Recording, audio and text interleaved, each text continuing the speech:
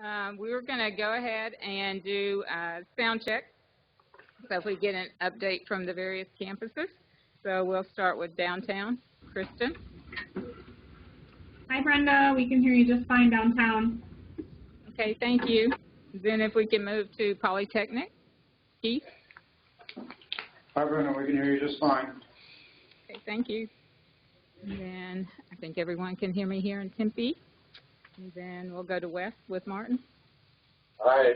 Hello, can you hear us? We can hear you. Yes, we can hear you. Okay, I'm going to call the meeting to order. And so I'd like to welcome everybody to the spring semester. Happy New Year, even though it's a little late. It's almost the end of the month. But it's the first time I've seen many of you. So I hope everyone has started off their semester on a very positive note. And that I'm looking forward to a very exciting and successful semester. So now we need to establish if we have a quorum. So everybody take out your clickers, and Chuck will pose the question. So according to the Centers for Disease Control, how long should you wash your hands with soap and warm water to assist in preventing the spread of germs?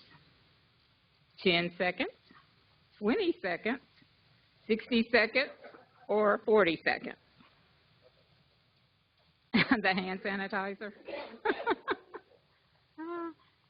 It's like hand sanitizer works, but you're better off with soap and water because the hand sanitizer will eventually cause the germs to kind of go rogue and they don't respond anymore to antibiotics. So you're better off with warm water and soap.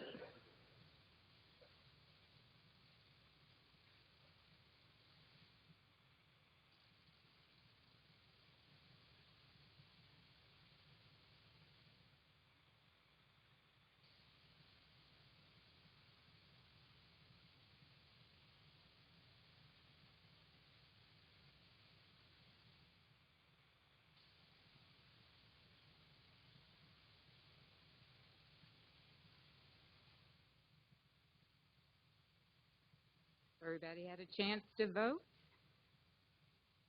Okay, can we call for the question? Yeah. All right.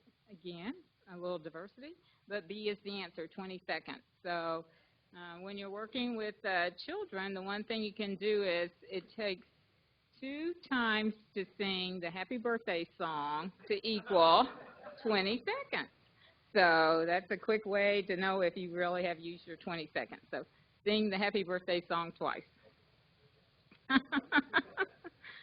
So just a couple of housekeeping items regarding the technology. If we lose video with the other campuses but maintain audio, the meeting continues. If we lose audio, we'll take a 10-minute recess to see if the audio can be restored. If not restored after 10 minutes, the meeting is adjourned. So next, I'd like to ask President Crow to come forward and give his informational report.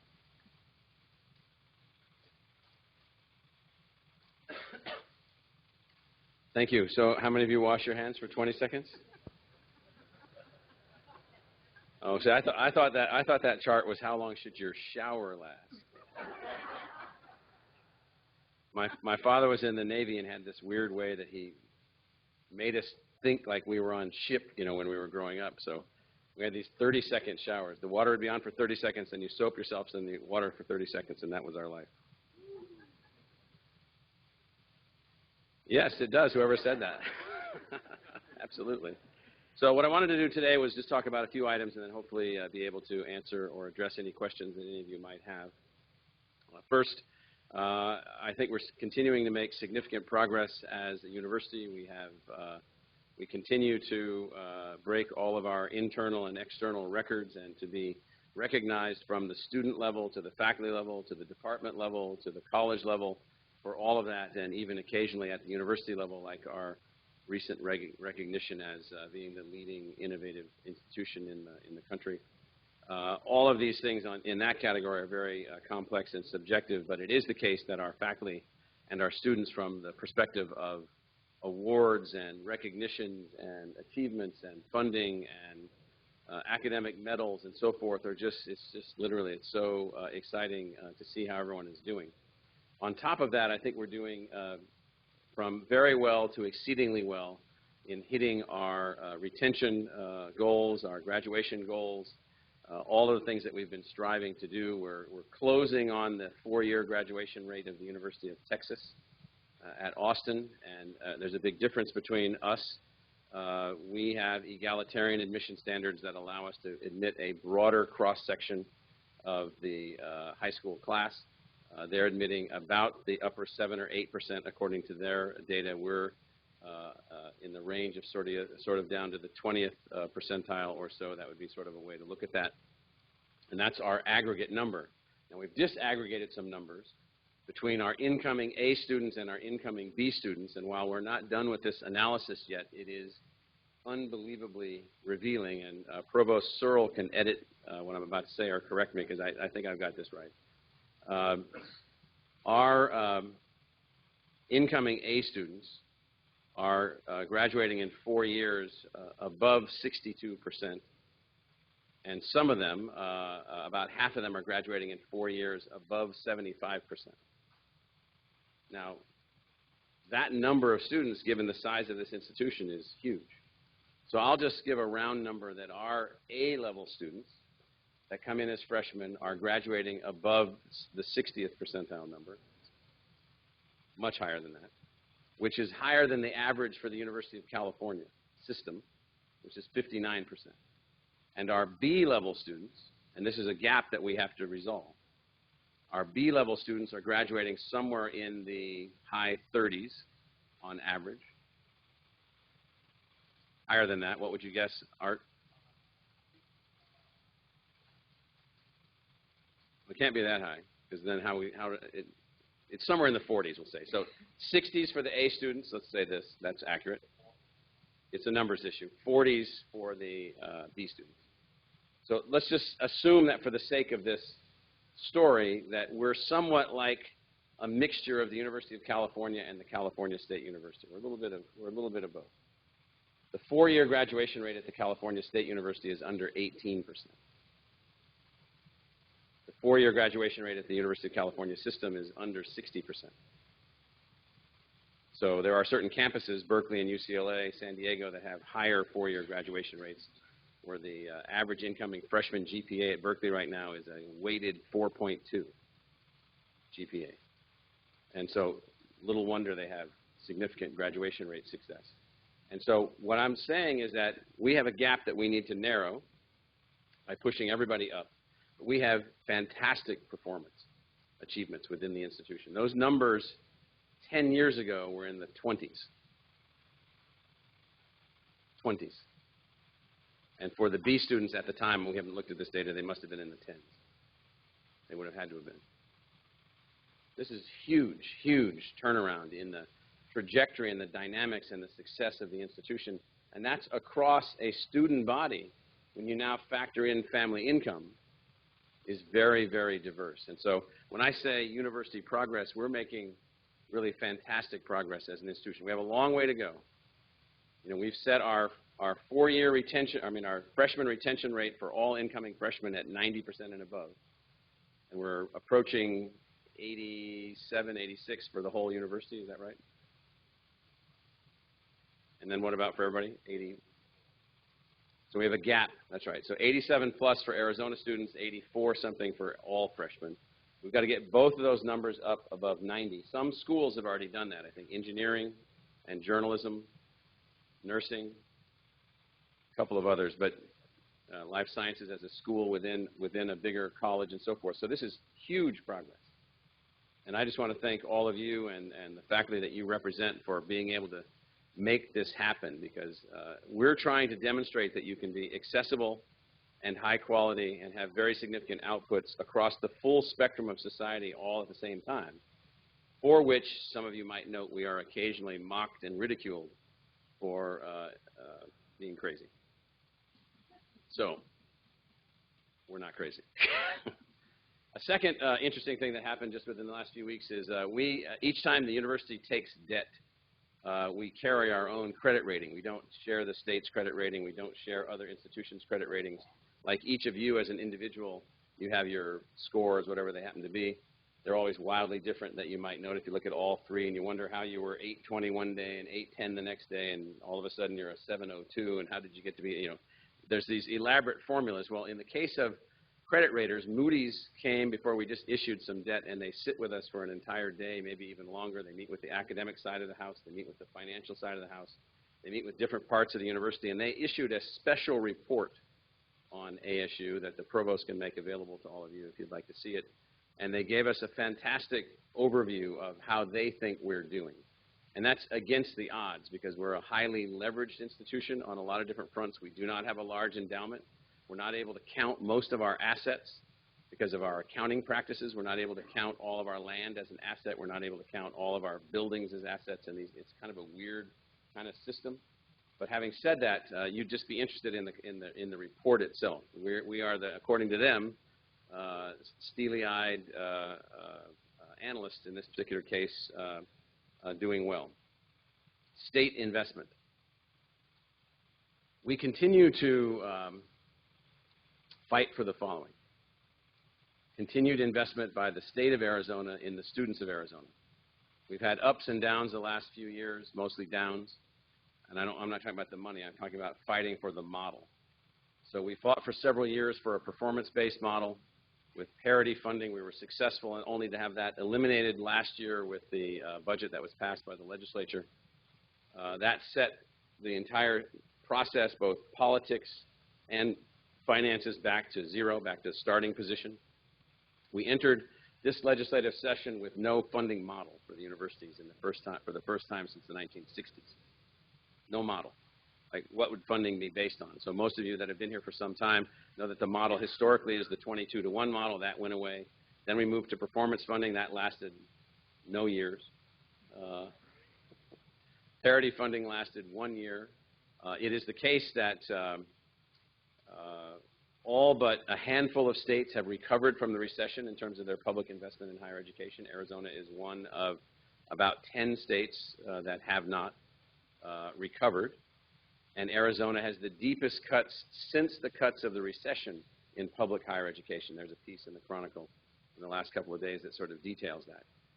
All of that is representative of a whole series of forces that are at work that are hard to explain, and so I won't try to explain it, but what I'll say is where we now have an agreement with the governor where he has accepted the model proposed by the board to focus state funding on the Arizona students attending the public universities. So all of the state funding, the core funding for the university going forward, will be built around a model to support in-state students and to lower their costs. We have proposed that they ultimately cover about half of the cost, and the average cost on a per capita annual basis for the students is, for the sake of this argument, $15,000. We'd like the state to invest $7,500 per student. The student and other sources of resources that they have, $7,500. Financial aid is the difference between cost and so forth. And so all of the state appropriation would be for that purpose. So the governor has accepted this model. It comes with one or two caveats, all of which that we can deal with. And then he put in his budget proposal a small initialization number for that model. We are hoping that the legislature will increase that number, and that we'll get a larger number of amount of investment this year for that model, and then we'll be off and running to get that model to $7,500 per student. I'm hopeful that we can continue to make the case for this. I'm hopeful that we can get people focused on these kinds of investments. It's a strange, I don't even know how to describe it. I'll just describe it somewhat. It's a lot like a rodeo. There's lots of things going on, and you're riding these things. You're trying to stay on the horse or the bull for 8 seconds, and everybody's trying to throw you off and then crush you. And so it's a lot like a rodeo. And so far, we are not dead, and so we're advancing this new model, and we're going to continue to ride these animals to get these numbers in place. And so we're making this case about as strongly as we can, and we're turning huge amounts of attention to the business community. So occasionally, you'll hear a lot of rhetoric coming from the university as we make our case about economic development and about technology and about the economic future of Arizona and so forth. And sometimes folks in certain departments or others will raise their hands and say, well, why aren't you talking more about the university as a whole? Well, we do, but we operate on a multi-channel communication basis. You are able to observe in the public discourse some of that dialogue that we're having back and forth, where we're emphasizing over and over and over our ability to enhance the state's capacity to compete economically. We need to continue emphasizing that. And so you're going to see us continuing to emphasize that, but that doesn't mean that it's not a comprehensive institution in which we're seeking support for and support all of the various disciplines, subjects, and transdisciplinary outfits that make up the institution. I think we're making progress here. I've had meetings with the governor. I've had meetings with the leadership of the legislature, obviously meetings with the board and with others, and I think we're making progress here. So one last item before questions, if it's all right. And this is student safety and student life.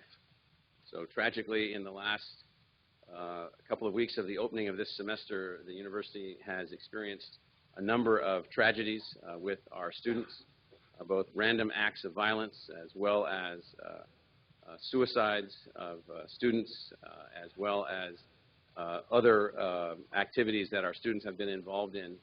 And as we look at these cases and think about them and reach out to families and reach out to fellow students and focus on the life of emerging adults from all over the world gathered here with us, what I can say to each of you is have your eyes and your ears open. Share with all of our fellow faculty members and staff members that we need to be listening very, very closely to students who may need some help, who may need to talk to someone. And I just want to reemphasize this again. We don't talk about all of the issues that are going on at the institution because it's such a large institution. We would spend a lot of time talking about these things. But it is the case that we have counselors, we have support groups, we have mechanisms for engagement, we have ways in which we are engaged, we have police, we have, all of the services are here with us. But it does require all of us to be listening and paying attention very, very carefully so that we can be of the greatest support to these young people or these families or friends of these students along the way, but also as students encounter their own life issues. So with that, comments or questions? Okay, downtown, do you have any questions for President Crow? Doesn't look like we have any questions downtown. Thank you. Okay. Polytechnic? We had one question. You had mentioned that the governor had approved the proposal. What are the next steps and what is the time frame for implementation if it is approved? So the model is what has been approved by the fact that the governor accepted the model on which he made his budget proposal to the legislature. So now there's the regent's budget proposal to the legislature, there's the governor's budget proposal to the legislature, then there's the legislative leadership advancing what's called the Joint Legislative Budget Committee model of the funding. And so the next step is the legislature's engagement in the actual funding amount. We believe that there is substantial but unorganized to date support for additional funding to the universities. There's a strong consensus that the universities were cut too much last year for their public support. And so what we need to do is just be making the case, and this is important for all of you, if you're asked, our model now is very, very simple. All money coming from the state goes to support in-state students. So when friends and neighbors or others in the community say, well, why are you doing this? Why are you educating all these kids from all over the world? Or why are you doing this or this or this or doing all that research? Who needs that research? Why do you have that big library? And why do you have somebody teaching French literature at your crazy institution? We just need kids to study, construction. And so, exactly. And so, point being now what we can say is all of the investment goes to lowering the cost, or going to covering the cost, I should say, covering the cost of that education for the in-state students. Our net loss for in-state students right now on an annual basis is $155 million. So we're operating on a net loss. That is, if you took every dollar of state appropriations and every dollar of tuition from every in-state student, put it into a pot, you applied every dollar from that to the life of those students and their costs at that $15,000 level, it's a net loss of $155 million a year. It's literally unbelievable. And so what we need to do is to take that net loss and move it back to as close to zero as we possibly can. If we pull that off, things are going to be fantastic. So the next step is to basically advocate for simplicity and the simplicity of the model that we're now advancing.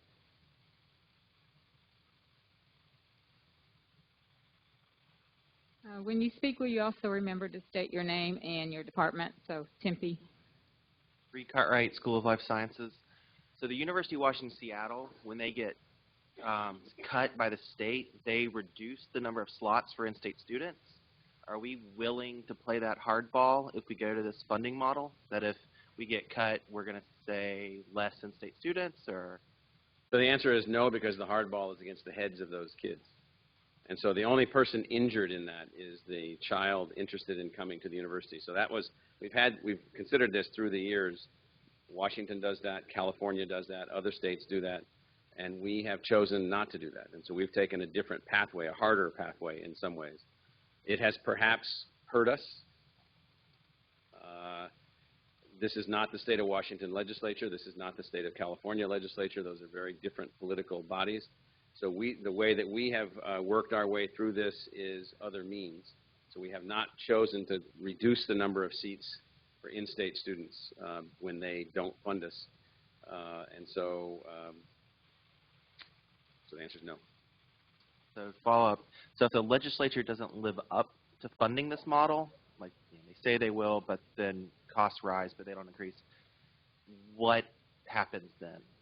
So generally, we have stated in our everything that we say, and that we're moving forward one means or another. We're moving forward. We're going to move the institution forward, and hopefully we won't have to raise tuition much more than we already have. And so thus far, we've been in a successful adjustment mode where we've been adjusting to these realities. Now, at some point, you run the full course, and you have to say, well, then we have to have a secure funding source for the institution, and that's sort of an option that still sits out there.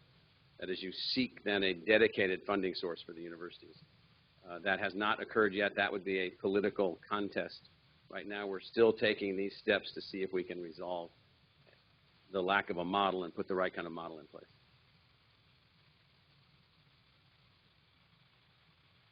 And last but not least, Wes, do you have any questions?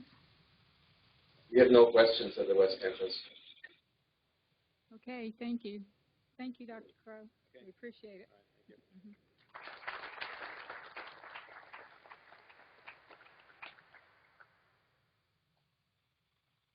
Okay, for our next informational report, I would like to ask Art Blakemore, our Vice President for Academic Success, and Charles Caslick, Chief Technology Innovation Officer, if they would come forward and talk with us about the e-portfolio and what we're doing with that here at ASU.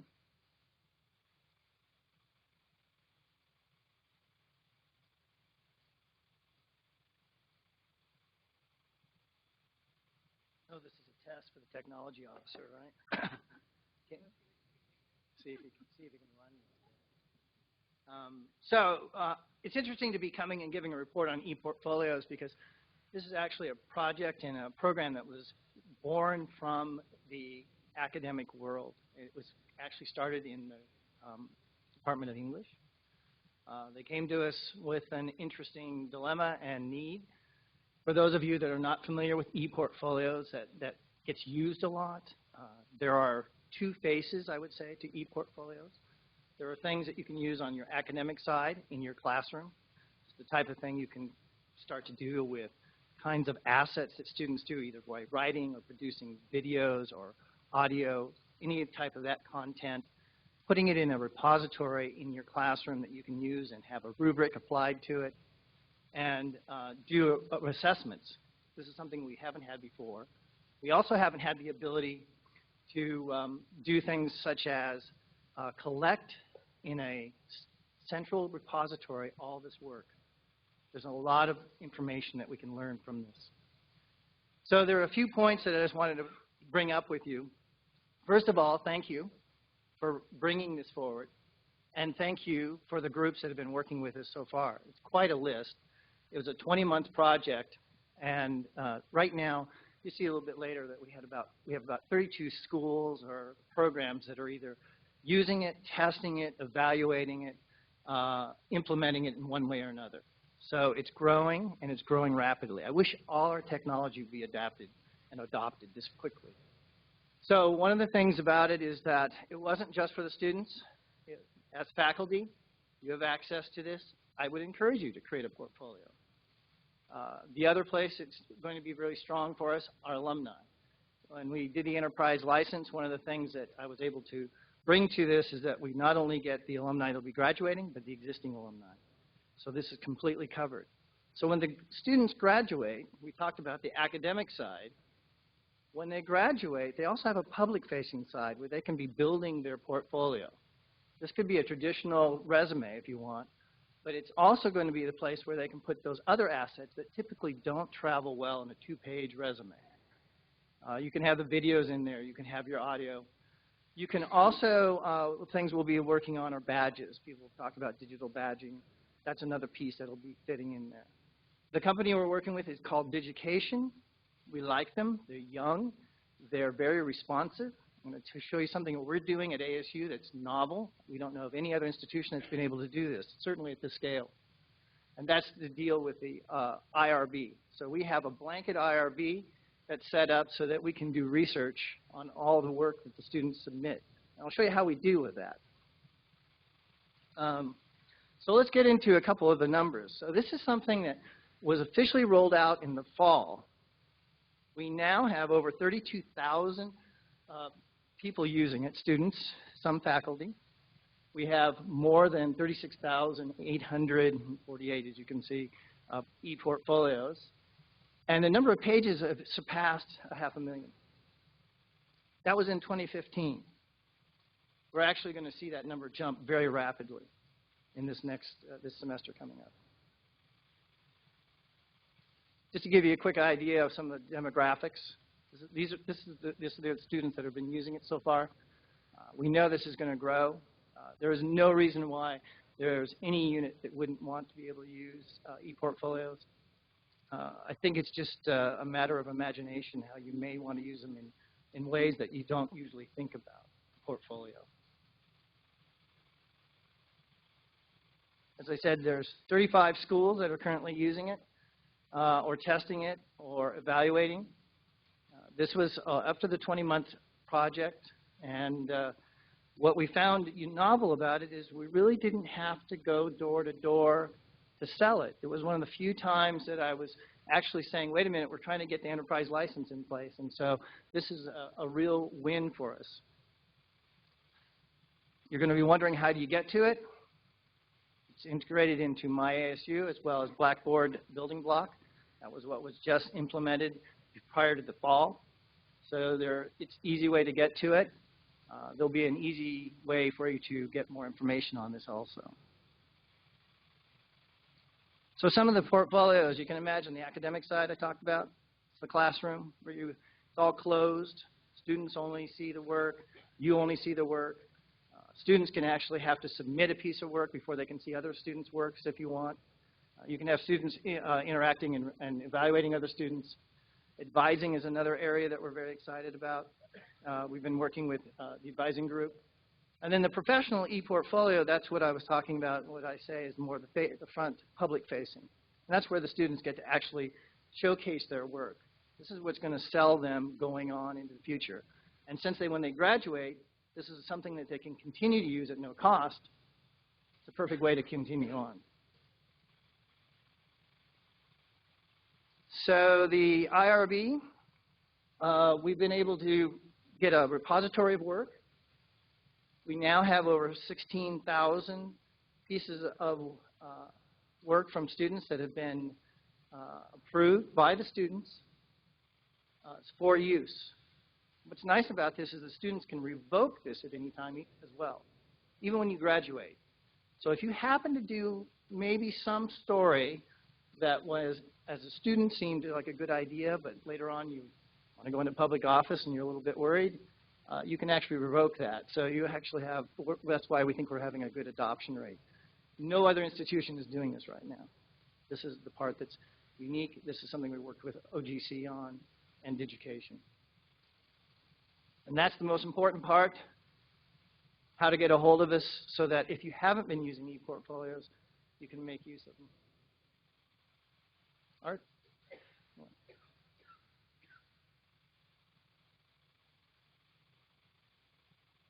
So there's lots of things that interest us about this. From the student's perspective, Chuck mentioned the resume building that you can do on this. You can do some wonderful things. You can tailor your resume to a particular position that you're applying for and load it with the content most appropriate for that position. So you can do wonderful things from a student perspective.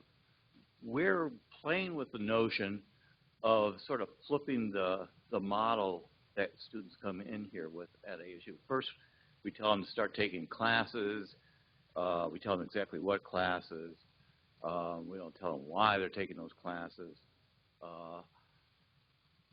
With the e-portfolio and with some of the other things that will be coming on board soon, we're going to ask students to build their dream resume. Now, it doesn't have to be a resume in terms of a career. It could just be a dream. I want to do this when I'm done. Build a dream resume and put milestones in it.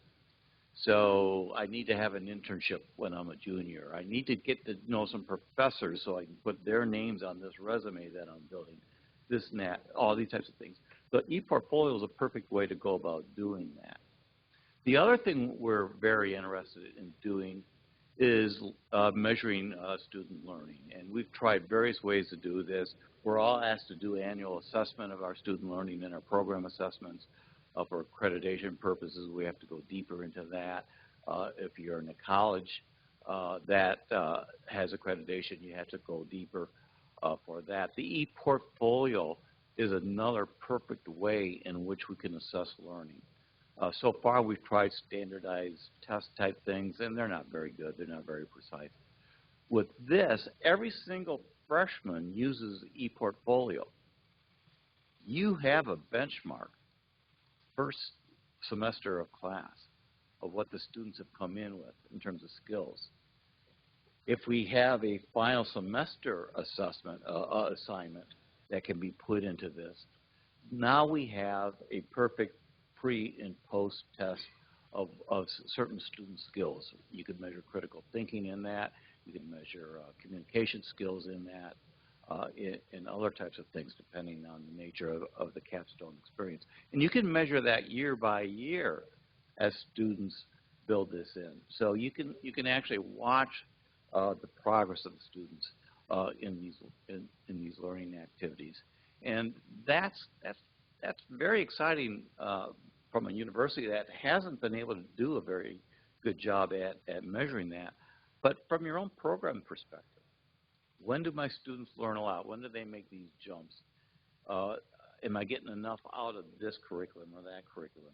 So you can really get into this in depth if you're wanting to do that type of thing.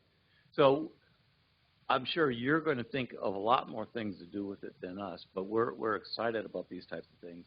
We think it's going to make the student a better student by badging them as they meet their milestones that they put in for themselves. We think it's going to improve that retention rate. President Crow talked about the retention and graduation rate. Graduation rates are improving tremendously. The retention rates are moving up, but not at the same rate the graduation rates are. We need to get the students at all levels, get them involved in their education early. If they get involved in their education early, they will succeed, they will retain, they'll graduate. And this is just one more instrument to do that.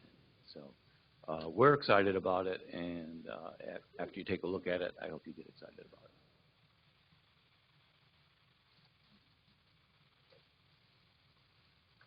Okay, do we have any questions from downtown? I actually have a two-tiered question. One, are these e-portfolios made public? And kind of the second part of that is, if they are public to utilize for job, for interviews or to submit to possible employers for the students, could you give a unique web address that is very unique to that specific job? Because you mentioned that you can cater your portfolio to a certain job and a resume to a certain job. Would that be related to a unique web address that the student could give out? Good questions. Okay, so the first part is the public side is controlled by the student. So what goes on in class goes on in class. If they decide they did some project in your class, some report, some film, whatever, they can put that on their public side and share that and use it as a portfolio or a way to go out and get a job. The unique URL, I can't answer that right now, but it's a brilliant idea. And again, with ePortfolios, they're a really good company to work with. So I'm going to be jotting that suggestion down and bringing it to them to see if they already have it, and if they don't, I bet we'll make it available.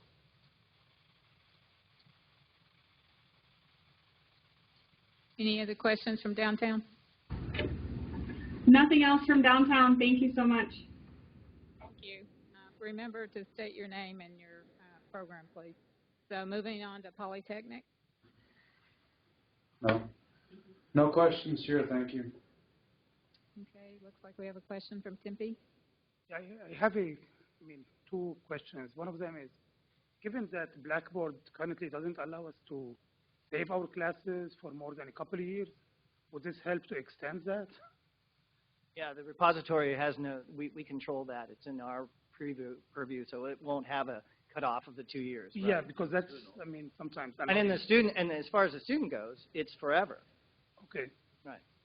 And another one is about this IRB form you showed. Do they have an option to opt out? To opt out? Yeah. As far as the use for research, because there were two options you showed that for right. anonymous and non-anonymous. Anonymous, I would think right, they so should they have don't the have right. to opt in. They can either share it or they don't have to share it. Okay. Right, So and if they don't share it, fine. Even if they do share it and they change their mind, they can revoke it at any time. So the whole idea is to make it very comfortable for the students to share. Thanks.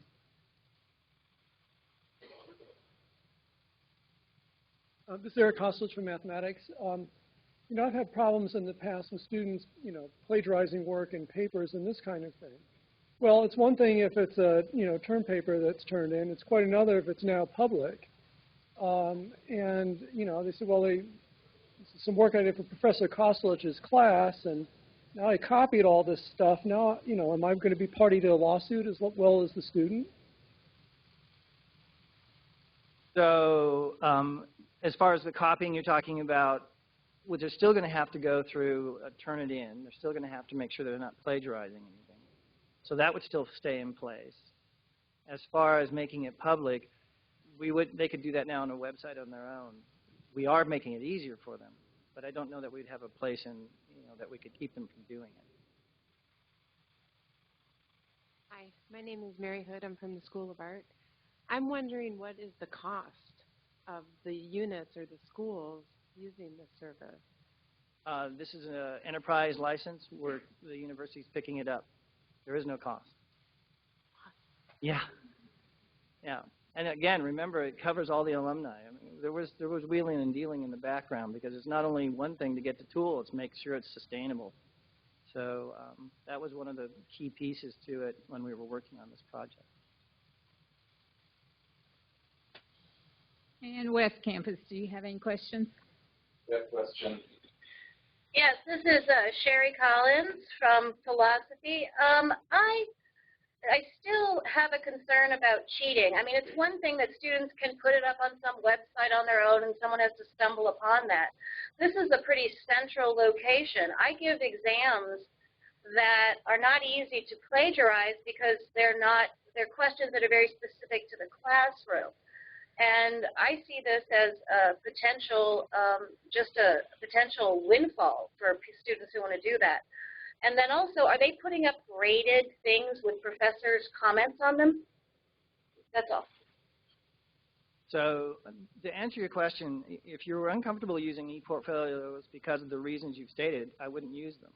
You know, there's no reason why you'd want to change your practice of what you're doing now. It's more of when they're doing project-based activities that you're going to want to encourage them to do it. So I would basically make sure you separate out those things where you're going to be uncomfortable with them possibly getting it out into the wild, and it becomes some way of a data bank of Q&As that they could use to get through their course. The second part was, the second question, part of the question was? The mark grade marks. Oh, the professional comments. No, that stays on the, that's the classroom side.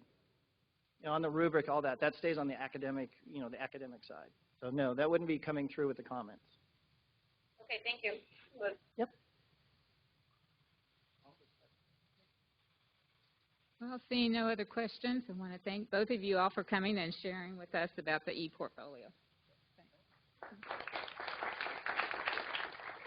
Let me just add one more thing. So great question. Some people don't like to speak out in crowds. That you are the email, contact us. You know, this is still young, and we need to hear from you so we can make sure we make it the best product and the best use in the classroom as well.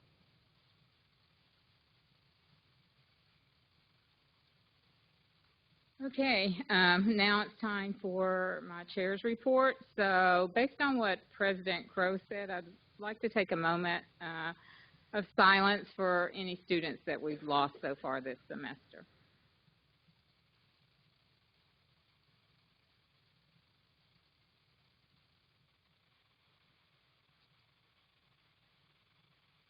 Okay, thank you. So in the fall, the UAC had a request from Provost Searle's office to provide some faculty input on the new indicator measures to address the ABOR 2025 goals. And so that was accomplished. So we met in December and worked with him and some of the leadership team as they're going forward, because the Board of Regents wants to know kind of what direction we're going to be going in and how we're going to be measuring some of those goals. And so how are we going to, so that's how I found out about the ePortfolio, was that discussion. And I said there are probably many people that don't know about ePortfolio, and this is a good way that we can use as a way to measure some of our academic success. So the people that were on the committee were Thomas Shildon from the IRA Fulton School of Engineering and Graphic Information Technology at the Polytechnic campus, David Martinez from the American Indian Studies program here at Tempe, myself representing the College of Nursing and Health Innovation for downtown, and then also Marcus Cruz from the School of International Letters and Culture in French. So one of the things that we wanted to make sure was that we didn't stay heavily focused on just research, but that we actually brought the humanities and professional programs also into this discussion. The other thing I'd like to say is that we had a successful spring academic assembly. We had more than 250 guests at the 4 campuses. So our numbers keep increasing each semester. So thank you all for attending and asking your colleagues to participate. And then also we have 2 Senator Spotlights, one from December, which was Dr. Danielle Wallace with the School of Criminology and Criminal Justice at the downtown campus. So when she was asked to describe what she learned during her time on the Senate, she responded, "The most important thing I've learned is simply how the university works. Outside of my department, I had no idea how a university the size of ASU functioned. While being a senator, I've learned so much about ASU. For these new professors, it's an amazing way to gain insight into your workplace." So if you have new faculty, I would encourage them to become a part of the Senate. And then for January, we have Dr. Kirill Rostovsky, I hope I didn't butcher your name, too bad, from the Polytechnic School, again with the IRA Fulton School of Engineering. And so when we asked, what would you say to your peers who might be considering accepting a nomination or nominating themselves for a position on the Senate, he responded, "It is a fulfilling experience and a good platform that allows communication with colleagues from different disciplines." So again, we are still seeking some people to run for office. So based on these positive things that the senators have said, if you are actually rotating off the Senate, then we would ask you to step up to some of the other positions and stuff, and Chris will give us a report on that later. And then I'd also like to congratulate Kathleen Puckett, who's been elected as the University Senate President-elect and the UAC Chair-elect. So she begins her term June 1st, 2016, so she's my replacement.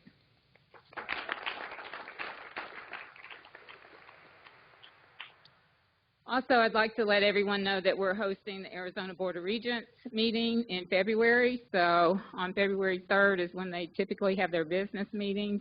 The 4th and 5th will be the actual Board of Regents meeting. So you are encouraged to come if you can. You can go onto their website and see the schedule. On the 5th, we will be hosting breakfast for the Board of Regents to dialogue with them about what is academic excellence here at ASU.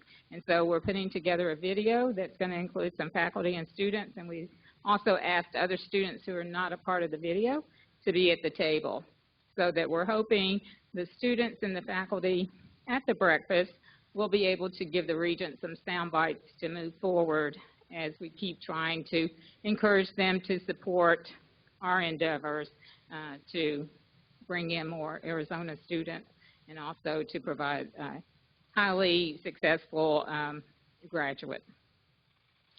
So the other thing that I would like to do, and I apologize I didn't get a chance to get the resolution out, but I would like to ask in good faith if we can reaffirm our resolution on no guns on campus. This will be the 4th time that we have sent this forward, and so we would like to, again, because time is of the essence, because as many of you all know that they're floating 2 House bills out there right now to look at bringing guns on campus and allowing our students and faculty to have guns. So I will be sending out what we're proposing, but in the meantime, I'd like to see if people are still in support of this. And so if I could just see a show of hands that we still reaffirm that. Okay, thank you. So it looks like we have a majority of people that still reaffirm that. But I'll send it out and ask for a final vote. Okay, thank you. So we have new business. And so we have a first read of the following items: Senate Motion 2016-29 and 2016-30. Remember, with first reads, they're for information only at this meeting and they're not up for discussion. And if you have any questions or would like to make changes to item 2016-29, then you need to contact me, Brenda Hosley, brenda.hosley@asu.edu as the UAC chair. So I will go ahead and read the motion. And so the motion is introduced by the University Academic Council, chaired by myself. This is the date of the first reading, January 25th, 2016. Our second reading will be February 22nd, 2016, and that's where you can bring any concerns to that meeting, and we'll be voting on the motion. So the title of the motion is Converting the Research and Creative Activities Committee, the RCA, to a Senate Standing Committee. And so the action that's requested is the University Academic Council recommends Senate approval of this motion. So our rationale is, again, the conversion of the RCA committee to a University Senate Standing Committee that we think will benefit both faculty members and academic professionals, as well as the Office of Knowledge and Enterprise Development. The benefits of this transition are numerous, but most importantly, through its representative structure, the University Senate has substantial access to faculty members and academic professionals interested in committee service. Additionally, the University Senate, which is acknowledges the shared governance organization at ASU, is highly qualified to facilitate this important faculty feedback mechanism. The conversion to a University Senate Standing Committee will provide OCID the continued benefit of critical, thorough, and responsive faculty feedback on research-related topics, policies, and procedures. So should the Senate decide to take on research-related topics, issues proactively, this change will also provide the University Senate better access to the faculty, workforce, subject matter expertise that's available on the RCA committee. Additionally, the inclusion of the RCA as a Senate Standing Committee provides a level of protection for this critical faculty input. And since all Senate Standing Committees are codified in the Academic Affairs Policy Manual under Section 112-01. So the two previous subcommittees of the RCA, the Classified Research Subcommittee and the Misconduct and Research Subcommittee, will not become Senate Standing Committees, but rather university committees appointed as needed on an ad hoc basis by the President of the University Senate in consultation with OCID to adjudicate any classified research proposals as required by RSP 404. The members of the Misconduct and Research Committee will be appointed by OCID in consultation with the President of the University Senate. And the Classified Research Subcommittee will be renamed the Classified Research Committee, and the Misconduct and Research Subcommittee will be renamed the Misconduct and Research Committee. Any and all reviews of classified research projects will be adjudicated by the CRC and reported to the Academic Assembly via the RCA Committee and the University Senate annually. The membership in charge of both the MRC and the CRC will be posted on the university roster of boards, committees, and councils, and will be cross-referenced with the new RCA Standing Committee, ACD policy, and RSP policy. So with the exception of non-substantive changes or substantive changes required by new laws or outside regulations, the CRC and MRC charge and function shall not be altered without consulting with the University Senate. So the CRC and the MRC charge and membership guidelines will be presented to the University Senate as a separate Senate motion or via report, whichever is required per Senate guidelines. And so the proposed changes, if you look at the ACD manual location, it's currently ACD 112-01, Bylaw 2, B1C2. And so it will read Research and Creative Activities Committee. And so this is what will be inserted. The membership, again, appointed members. Committee shall be composed of 9 members from the Academic Assembly, appointed by the Chair of the University Academic Council, in consultation with the Office of Knowledge and Enterprise Development and the Senate Committee on Committees. And they'll be appointed to staggered 3-year terms with 2 additional members appointed by the Senior VP for the Office of Knowledge and Enterprise Development. And so the ex officio members are the Senior VP of the Office of Knowledge and Enterprise Development, and the University Senate President shall serve as ex officio, non-voting members. And again, their terms are appointed voting members are going to serve a staggered 3-year term. And so you can see the purpose and function here is to serve in an advisory capacity on matters concerning research and creative activities.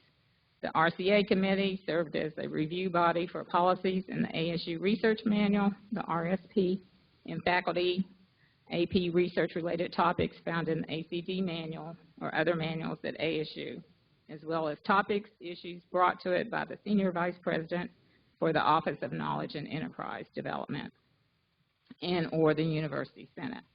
So the RCA is responsible for reporting the committee actions, received in annual reports from the CRC and MRC, as well as outcomes and recommendations to the Senate for any issues that have been taken on as action items.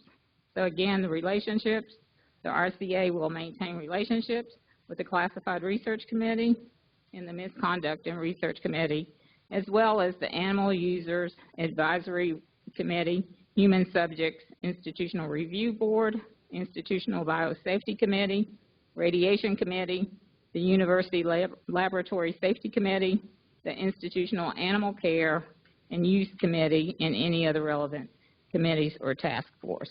So again, if you read through the motion, if you have any questions, please send your comments to me. And then our next new motion is being introduced by the Student Faculty Policy Committee. And so I'd like to ask Keith Hollinger, who is chair of that committee, to read the motion. Hi, Brenda. Thank you. Actually, Melanie's going to read it for me. I have a head cold, so it may make it difficult for you to understand me. Okay, I'll read through the motion. It's introduced by the Student Faculty Policy Committee. Keith Hollinger is the chair. First reading is January 25th, 2016. Second reading will be February 22nd, 2016. The title of the motion, ACD 304-02, missed classes due to university-sanctioned activities. The action requested, the Student Faculty Policy Committee and the University Academic Council have reviewed this motion and recommend Senate approval. Rationale, whereas the ACD provides guidance for accommodating students who miss classes, graded assignments, and examinations, the application of the policy is not consistent and actions that promote student success are not being executed fairly across the university. Whereas students who miss classes, graded assignments, and examinations for university-sanctioned activities should be accommodated. Whereas some faculty are denying accommodations to students for officially sanctioned university activities. Whereas some students are penalized for taking on additional university-related responsibilities as students. Whereas this category of students need to be consistently accommodated when they miss class for university-sanctioned activities that interfere with their ability to complete coursework, attend class, and/or participate. The University Senate Student Faculty Policy Committee recommends Senate approval of this motion.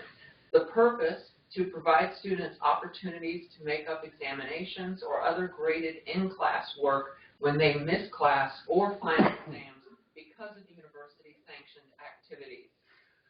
The proposed version of ACD 304-02, applicability, instructors of students who participate in university-sanctioned activities, including faculty, academic professionals, administrative, classified, and university staff, and teaching assistants. The proposed policy, students who participate in university-sanctioned activities that require classes to be missed shall be given opportunities to make up examinations and other graded in-class work. However, absence from class or examinations due to university-sanctioned activities does not relieve students from responsibility for any part of the coursework required during the period of the absence. The provost of the university or designee shall determine for the purposes of this policy whether a particular event qualifies as a university-sanctioned activity. In each college, a specific individual, for example, dean's designees, shall be responsible for facilitating adherence to this policy. In particular, students who participate in university-sanctioned activities shall, number one, in accordance with any academic unit or college requirements, be provided make-up assignments, examinations, or other graded coursework that was missed because of the university-sanctioned activity without penalty. If this is not possible, number two, issue the student an incomplete and facilitate arrangements for completing the final coursework and earning a final grade. The aforementioned assignment makeup sequence shall be utilized unless it can be shown that such an accommodation would constitute an unreasonable burden on the instructor. Should disagreement arise over this process or what constitutes a burden, the instructor and the student should initially contact the academic unit chair, the dean's designee, academic advising, or the dean's office. The specific activity program coordinator, for example, assistant athletic director for academic services, director of forensics, director of bands, faculty advisor, etc., shall, as early as possible, provide the course instructor with a schedule of any student who may be required to miss class because of a university-sanctioned activity. Students shall inform their instructors early in the semester of known required class absences and immediately upon learning of unscheduled required class absences. Every effort should be made to utilize sequence 1 noted above. Incomplete grades should not be used unless deemed necessary by the respective faculty. Thank you. So, continuing with new business, we have a first read of the following items from CAPC, Senate Motions 2016-26 and 2016-27. Remember, these are first read and are for information only, are not up for discussion at this meeting. If you have any questions about or would like to make changes to these items, please contact Stephen Simkin, CAPC Chair. And now, Stephen, if you'd read the motion. These are two curricular motions that will be voted on by CAPC at its regular meeting this coming Thursday, January 28th at 10:45 a.m. in room interdisciplinary B365. Senate Motion 2016-26, a request from the School for the Future of Innovation in Society for the establishment of an undergraduate degree, the BA in Innovation in Society. Senate Motion 2016-27, request from the School for the Future of Innovation in Society for the establishment of an undergraduate degree, BS in Innovation in Society. If you have any feedback or questions on these two proposals or any other new business, including the information items in Appendix A, please send them to me, my email, and please remember to put CAPC in the subject line so it gets faster attention. Thank you. Okay, moving on to old business. We have received the new course proposals via email on January the 11th, 2016. These new courses are now being handled as a consent agenda. Does anyone wish to remove any item from the consent agenda for discussion?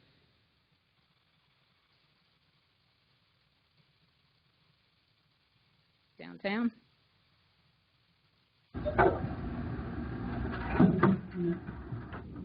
Oh, sorry, no. Okay.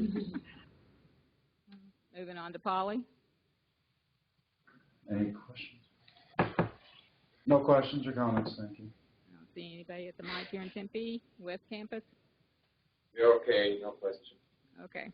So, hearing none, do I hear a motion to accept the new course consent agenda as provided?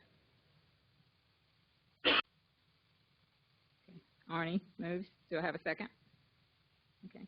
I'll see second. Okay, so there's a motion and a second to approve the consent agenda for new courses. So now if we could use your clickers to vote.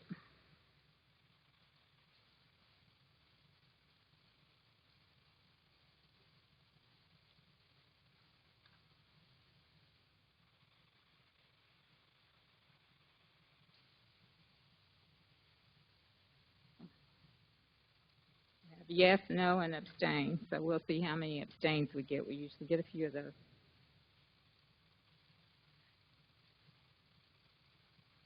Okay. Call for the question. So it looks like we have 80 yes, no no's, and is that 3 abstain? So the motion carries. We always have somebody that abstains. Okay, moving on, we also have a committee motion. The first read was at the November 23rd meeting. Do we have any discussion of the motion?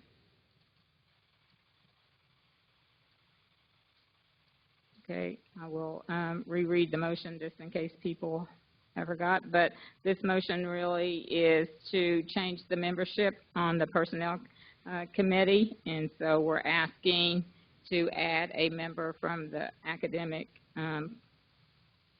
professional group to be added to that committee. So now instead of electing 11, we will elect 12.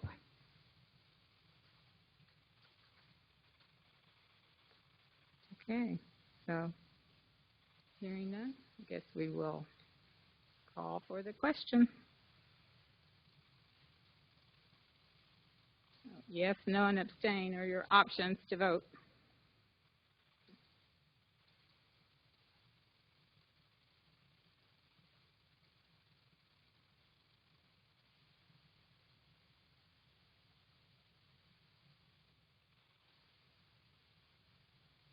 Call for the question, Chuck.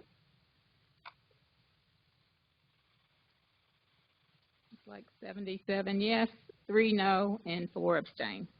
So it looks like the motion carries. Okay, so continuing with old business, we have the CAPC consent agenda before you. So does anyone wish to remove any item from the list for discussion? Yeah, it's only one this time. Okay, Steve, if you'll read the motion on the consent agenda. Okay, we have one curricular motion that was passed by CAPC on its consent agenda on December 3rd, 2015. We have no calls to remove it from the agenda. The motion is Senate Motion 2016-23, request from the College of Liberal Arts and Sciences, School of International Letters and Cultures, for the establishment of a graduate certificate in computer-assisted language learning. So I guess we can call the question, consent agenda? I guess we need a motion. Okay, can I have a motion to accept the CAPC consent agenda? Okay. Sorry, I can't see your name all the way back there. Okay, thank you. And Elaine seconds. Okay, so if we could call for the vote. So again, yes, no, and abstain.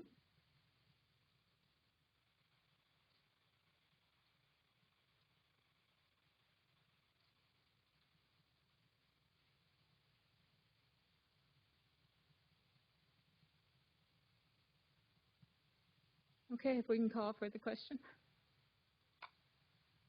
75 yes. Looks like 1 no and 5 abstain. Man, those abstainers keep getting bigger and bigger. Okay, so wow, we're getting through this agenda pretty quickly today. So now we're going to come to committee reports. So if we could just ask the people who are presenting just to take 1 to 2 minutes to give us a summation. So we'll go to Kristen Hoffner, downtown, on the Transfer Matters representative. All right, yeah, this is Kristen Hoffner from Kinesiology Downtown Campus. I am currently the chair of the faculty dimension for this Transfer Matters Steering Committee. There are 9 different dimensions that we're working on coming out of the Gardner Institute. And the program is called the Foundations of Excellence. We are essentially, as a group, looking at the diverse population of transfer students, specifically those coming to this university. We pay attention to the community colleges that are local, but then also any other transfer from a different university, and also focusing on the international students that are transferring in. So very diverse population, not all like first-time freshmen. So we're looking at retention of transfers, focusing on their specific needs. As the chair of the faculty committee, we're looking at initiatives for faculty members. A survey went out to where we found out that ASU is in the red, or not very effective, at letting faculty become aware of how to communicate with the community colleges, letting faculty know of the specific needs of transfers. I have to assume that most faculty here and in attendance don't necessarily reach out specifically to their transfers because it isn't really in the culture right now to look for transfers specifically and figure out what we can do for them. So that is my job. Just to give you guys a few of the other dimensions, there's a students dimension, a diversity dimension, a transitions dimension, etc. There are 9 different subcommittees of this Transfer Matters Committee. And so that is what we are working on. We hope to have a set of specific steps for everyone in the university to work on to improve the transfer student experience. And of course, mine will come for faculty members. We will be submitting specific or individual reports in April. Thank you, Kristen. So now if I could ask Judy Kreisig to give us an update on the graduate education dean search.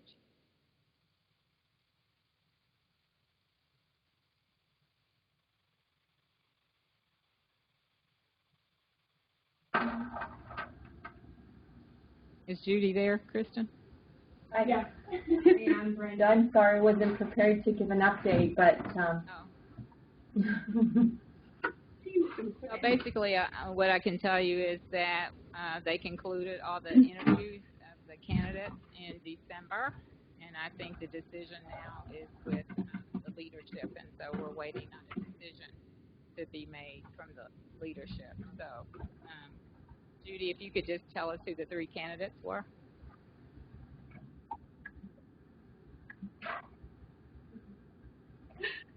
I'm sorry, Brenda. So Andrew Weber,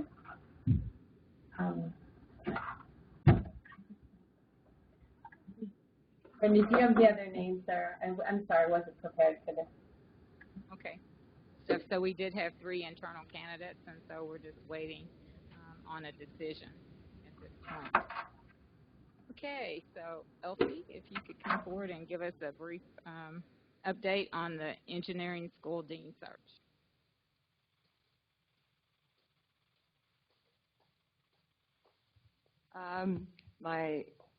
My report will be brief. We just finished interviewing the candidates for the dean's position for the, R.A. Fulton Schools of Engineering. There were 3 men and 1 woman. They were all very interesting people, including one inside candidate. The chair of the committee is currently gathering everyone's observations, and I expect that the chair will present comments and along with the names to the provost and president for their consideration. Please don't ask me the names. I had them until I heard you ask someone else for them. So. Okay. But they're all great candidates, and I think the engineering school will be in good hands, whoever gets the job. Okay, thanks. And then is Robert St. Louis here? Oh, okay. So, Robert, if you give us an update on what's going on with the Mary Lou Fulton Dean search. For the education dean search, we've been working with Isaac and Miller, and we've probably gone through maybe 60 different resumes. That the final shortlist hasn't been developed. They're set to come in town. When they finally get a shortlist, the actual interviews are going to take place in March. Okay, thank you. Okay, and Donna, if you can give us an update on what's going on with the learning management system consultation. Hi, this is Donna. So we actually have another meeting coming up this Friday, so I should have some answers to the things I'm about to report now. But where we last left it in December is we're currently looking at Blackboard, keeping Blackboard as our platform or entertaining Canvas as a secondary. So right now, they feel that Blackboard isn't delivering what we need. And so we should know, they were supposed to know by February, if they can give us more of a platform that has also cloud-based ability, which we don't currently have. So that's why we tend to have so many system failures and the system going down for a day or 2 or 3 at a time, or at least that's what they're suggesting is going on. So right now, we are, looking through that process. If we should have access starting February 1st to, if they have a new platform available starting February 1st and piloting it through spring 16 now. So it's, so starting essentially now. If we stay with Blackboard, the end of the day was essentially change is coming. And if it's Blackboard, it's still going to look somewhat different. So right now they're also piloting another learning management system called Canvas. That contract starts March 1st of 2016. They're going to be doing 3 semester pilots. So they'll basically be doing spring semester, and summer sessions A and B. They'll be also piloting at least 400 students while we're at it. If anybody is interested in becoming, involved in terms of porting over one of their classes from Blackboard to Canvas to see what it's all about, I can give you a contact. But otherwise, if you'd like to just wait and see, that's fine as well. But they are currently using Canvas in a few colleges. They really didn't know who it was going to be at the time, and seeing what the dynamic is in terms of transferring data from one system to the next. And like I said, hopefully come Friday I'll have a little bit more information about was Blackboard able to come up with a new platform, because I just don't feel like it's robust enough to maintain the growth of the university. But that is going on right now. Okay, thanks, Donna. We'll look forward to hearing more. Absolutely. Oh, wait a minute. We have a question here from Tempe. I just want to know more about the process because I represent a unit that does a lot of online degrees. So if we switch to Canvas, and we had a candidate come in who uses Canvas recently, and he indicated that it works quite well. But I'm just really concerned about the transition process if we end up switching. And do you have any information you can share about how that is or how faculty might be included in that if that occurs? Certainly. That, of course, was my concern as well, that I know everybody, you know, when they did a brief kind of presentation of Canvas, one of the comments by one of the presenters was that about 80% of your content will successfully port over, and that some of the test pools was one of the points of concern, which I know probably for being online would be a huge point of concern in terms of moving over your test bank. The suggestion was that if this was to occur, it would happen over the course of 2 and 3 years. So it wouldn't be a process. So at this point, they don't really have, you know, if they would do the interface, it would probably be beginning May of 2017. Okay, looks like we have another question for you, Donna. Yes, you said that if they're going to do a pilot for the Blackboard, if it's accessible to cloud beginning February 1st, is that going to be a subset, or are we all going to see our Blackboard change? I have hard time hearing you, but what I can tell you is those that are involved volunteered. Okay, so for the rest of us, for this semester, yeah, you're fine. And so they for this semester, no changes. They're not that crazy. Right. They usually ask for volunteers, people. Too. Yeah, you can still volunteer if you so choose to, or you can just keep on with your busy schedule. But that is an option. Okay, any other questions? One more. Oh, okay, great.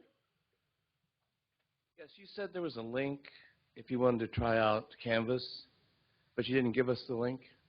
Is that possible to get?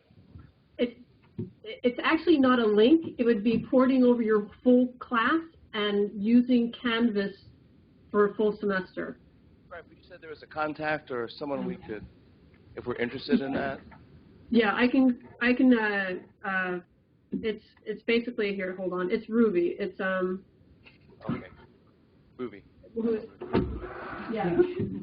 Everybody knows Ruby, and so yeah, Ruby would be the contact for those individuals who are interested in actually not just doing piloting your whole semester course. And then Barry's going to give us the names of the candidates for the graduate education dean search, right? Yes, we were having some trouble jogging our memories as to who the candidates were. So for the Dean of Graduate Education, Terry Alford, Alfredo Artiles, and Andy Weber are the 3 candidates for that internal search.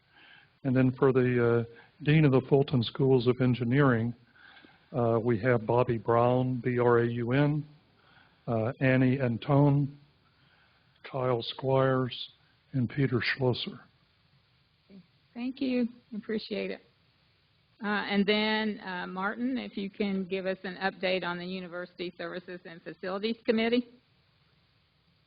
Hi, this is Martin Makustik from Philosophy at West Campus. Our committee has administered the survey at the end of the last semester, and we have received over 500 responses to 49 questions. Some of the questions have over 100 comments. So I have devised a method in which each member of the committee is now reviewing up to 4 or 5 questions in detail, preparing a report for our next meeting, and we will try to sort out some kind of committee response to the survey. So I'm looking forward to responses from the committee members. I've already received some evaluations. So we hope to come with some recommendations or evaluation summary of the survey by the end of the spring term or before the end. But we were very happy there was such a good response to the survey. You know, the surveys sometimes don't get that much of attraction. Thank you, Martin. And then Oscar, if you could report on the Personnel Committee. Yes, the Personnel Committee just met on Friday for this month. We are very busy with 5 different subcommittees working simultaneously. 4 of them are in data gathering stage, and 1 of them have an initial proposal that we are discussing internally. So I will briefly go over each of the tasks in case any of the senators has a question regarding any of these tasks. They can ask today or email me or any of the committee members. The first task that we're taking on is a request that to eliminate the University Promotion and Tenure Committee. That subcommittee is still gathering data, but one of the ideas that we are floating is to have President Michael Crow give a talk to the Senate regarding the role of the University Tenure and Promotion Committee, maybe in April. The second task is why the bylaws are taking so long to be approved.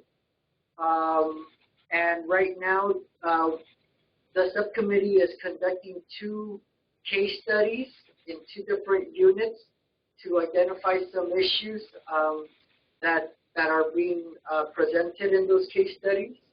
One with the School of Arts and Letters and the other in electrical engineering. So they will be reporting to the committee about their case study. The third task or subcommittee is about non-tenure track faculty. And they are currently, or they have recently conducted a literature review related to non-tenure track faculty. So they're analyzing some of the results and identifying 2 or 3 key issues that they will be focusing on for this year and most likely the upcoming academic year. The fourth task is about ASU's proposal to leave the Arizona State retirement system. So we will be asking the VP of Human Resources, Kevin Salcido, to give a talk to the Senate regarding sort of ASU's take on this proposal.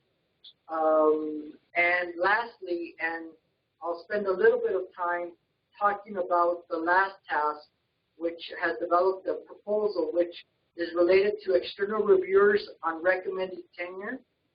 The subcommittee for this task has developed an initial proposal, and with the consensus of the committee, fundamentally, this task is related to ACD 50604, the evaluation for tenure promotion, but really more specifically within the Personnel Process 5, the tenure and or promotion process guide. And below that, concretely, we're focusing in on proposing a change to the external evaluator template letter.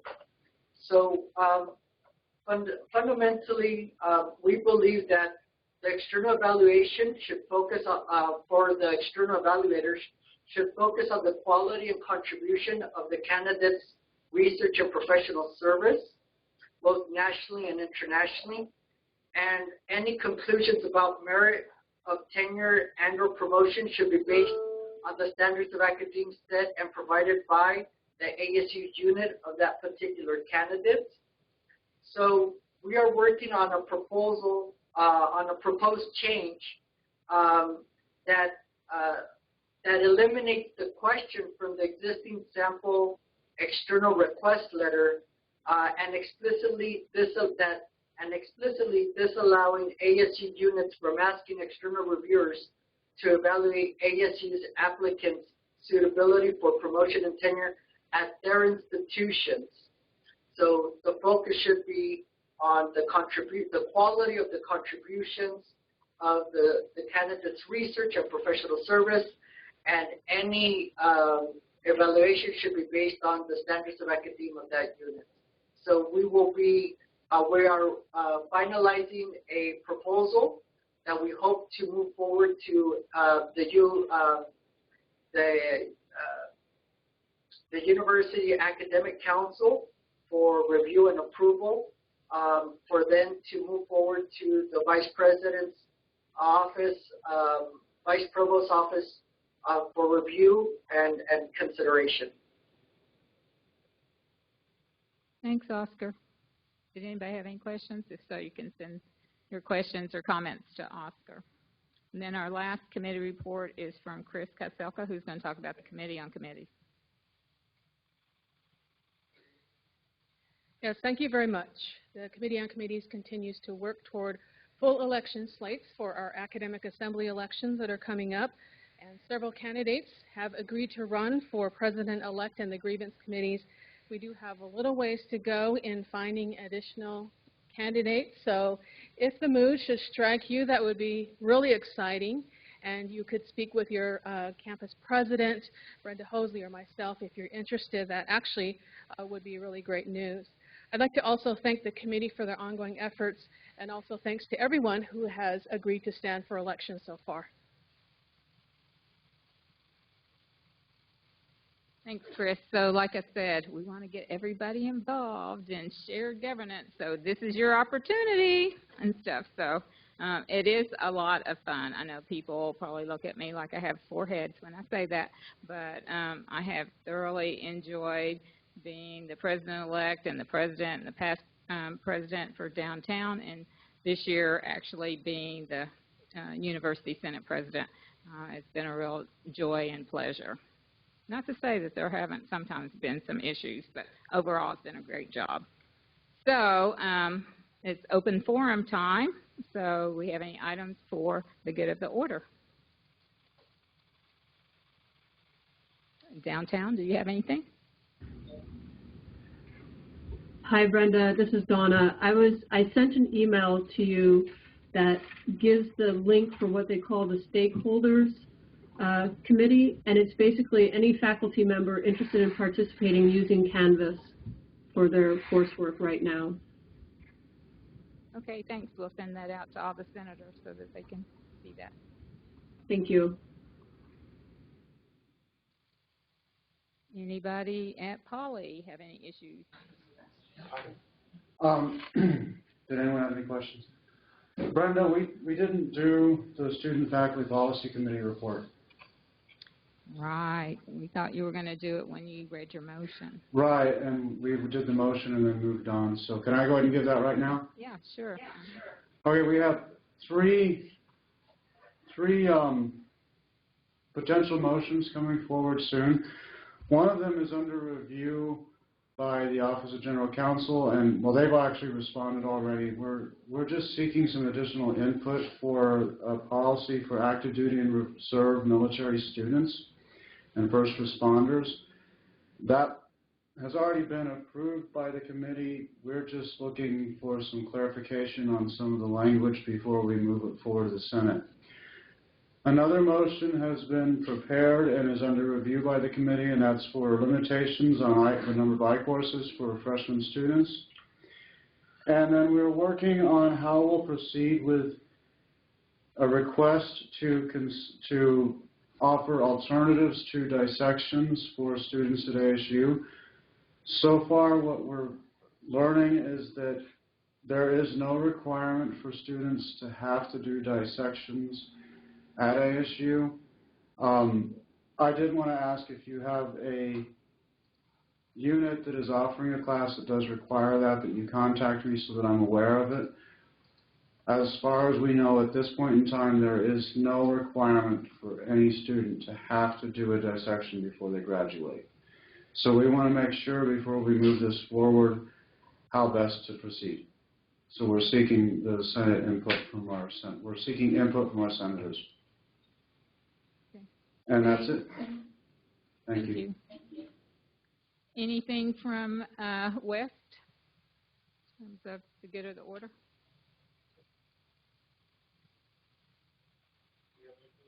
No, not from the West. We are okay.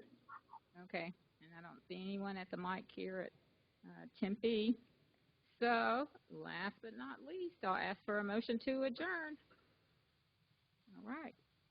We are now adjourned. Thank you all very much for your attendance.